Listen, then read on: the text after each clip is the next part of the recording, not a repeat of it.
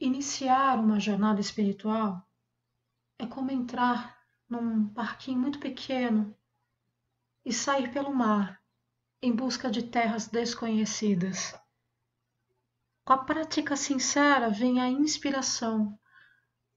Mais cedo ou tarde, encontraremos também o medo.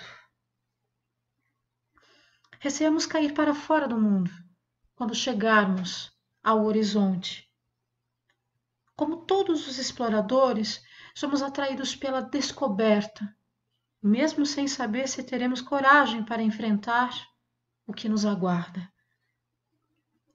Quando nos interessamos pelo budismo e decidimos descobrir o que ele tem a nos oferecer, logo percebemos que existem diferentes pontos de vista em relação a como podemos prosseguir. Com a meditação panorâmica, começamos a praticar a atenção plena, estando totalmente presentes em todas as nossas atividades e pensamentos. Na prática Zen, recebemos ensinamentos sobre o vazio e somos desafiados a nos conectar com a aberta e ilimitada clareza da mente.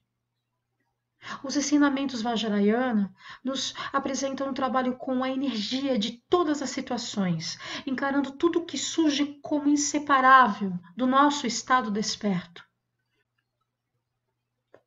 Qualquer uma dessas abordagens pode nos atrair e alimentar nosso entusiasmo, fazendo com que desejemos ir mais adiante. Entretanto, se estivermos dispostos a ir além da superfície e a praticar sem hesitação, inevitavelmente em algum momento sentiremos medo. O medo é uma experiência universal, vivida até mesmo pelo menor dos insetos. Quando passamos pelas poças formadas pelas marés, e estendemos a mão para os tenros corpos abertos das anêmonas marinhas, ela se fecha. Essa é uma reação espontânea, comum a todos. Mas não há nada de terrível em sentir medo quando enfrentamos o desconhecido. Faz parte de estar vivo e é algo que todos nós compartilhamos. E agimos contra a possibilidade da solidão, da morte, de não termos nenhum apoio. O medo é uma reação natural ao nos aproximarmos da verdade. Quando nos comprometemos a ficar exatamente onde estamos, nossa experiência torna-se muito vívida. Se não há nenhum lugar para onde fugir, tudo se torna muito claro. Durante um longo retiro, tive o que me pareceu uma revelação impressionante. Não podemos estar no presente e remoer nossa velha história ao mesmo tempo. Sei que isso parece bastante óbvio, mas quando descobrimos algo assim, pela nossa própria experiência, somos modificados. A impermanência torna-se muito vívida no momento presente. O mesmo acontece com a compaixão, o encantamento e a coragem, e também com o medo. Na verdade, qualquer um que se coloque à beira do desconhecido, inteiramente no presente e sem ponto de referência, experimenta a sensação de não ter onde se apoiar. É aí que nossa compreensão se aprofunda, que descobrimos que o momento presente é um lugar bastante vulnerável. E essa experiência pode ser completamente terna e desconcertante ao mesmo tempo. Quando iniciamos nossa exploração, Temos todo tipo de ideal e expectativa. Procuramos respostas que satisfaçam anseios muito antigos e a última coisa que queremos é um reencontro com o bicho-papão. Outras pessoas, é claro, tentam nos avisar. Lembro quando recebi pela primeira vez orientação sobre meditação. A pessoa que me instruía descreveu a técnica, explicou-me como deveria praticar e acrescentou: mas por favor, não saia daqui pensando que meditar seja o mesmo que tirar férias da insatisfação. Por alguma razão, nenhuma dessas advertências nos convence. Na verdade, elas nos atraem ainda mais. Estamos falando de conhecer o medo, de nos familiarizarmos com ele e de olhá-lo bem nos olhos. Não como um método para resolver problemas, mas como uma total desconstrução de nossas antigas maneiras de ver, ouvir, pensar, sentir cheiros e sabores.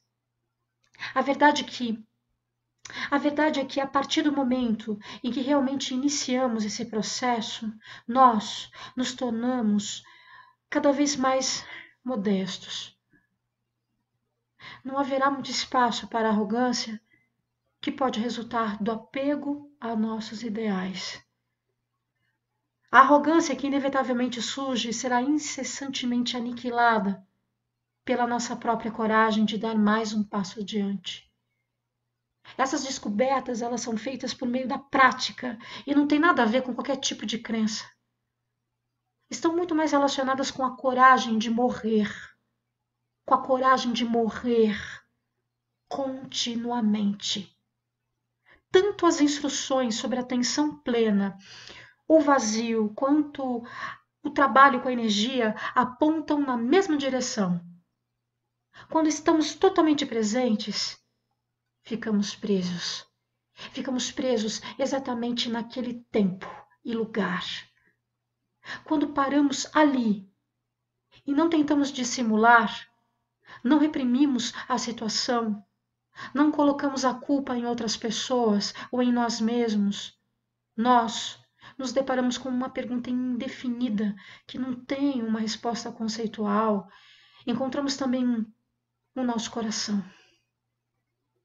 Como observou enfaticamente um aluno, habilmente disfarçada sob a forma de medo, a natureza búdica nos dá um pontapé para nos tornarmos receptivos.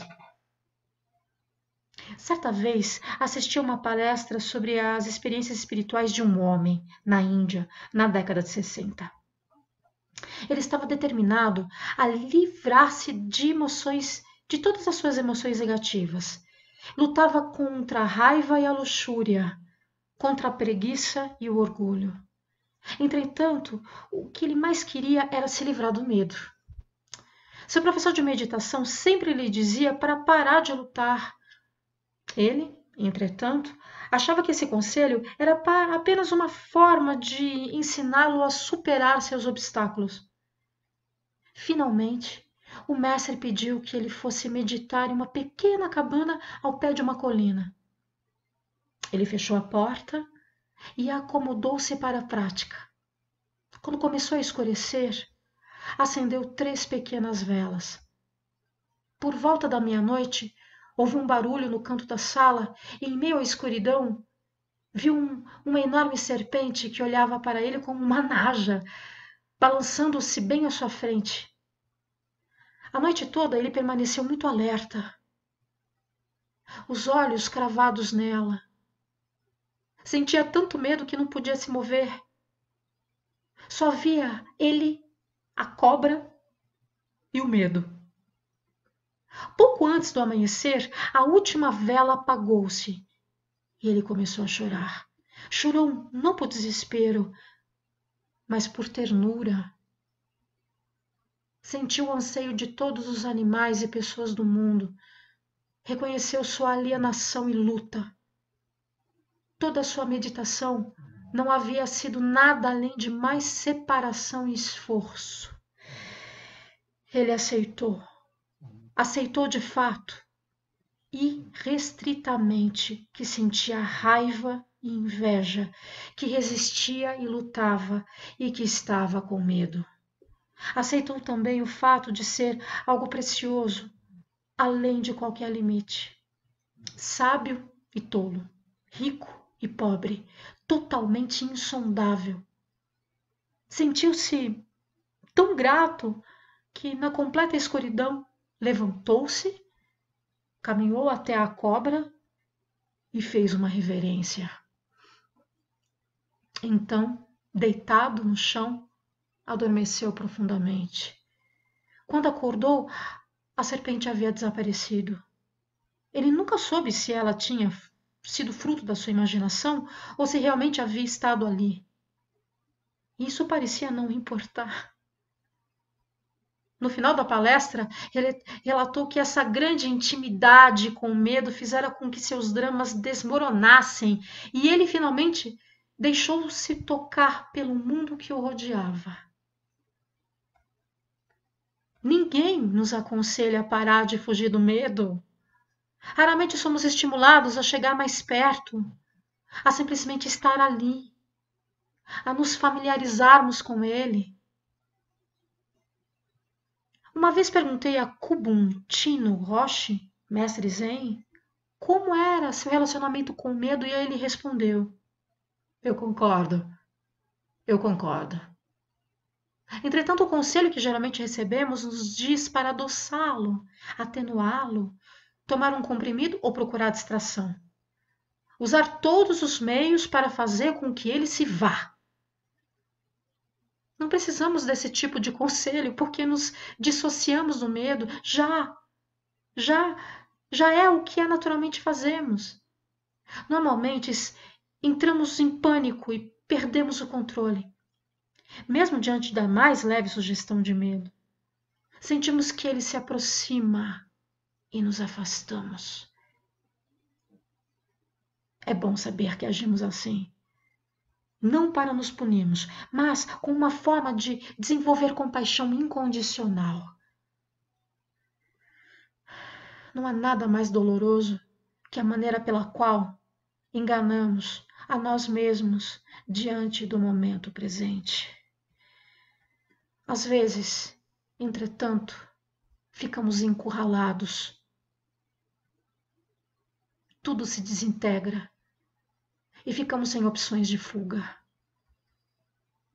Em momentos assim, as mais profundas verdades espirituais parecem muito diretas e simples. Não há esconderijo. Percebemos isso como qualquer outra pessoa faz. Melhor que qualquer outra pessoa.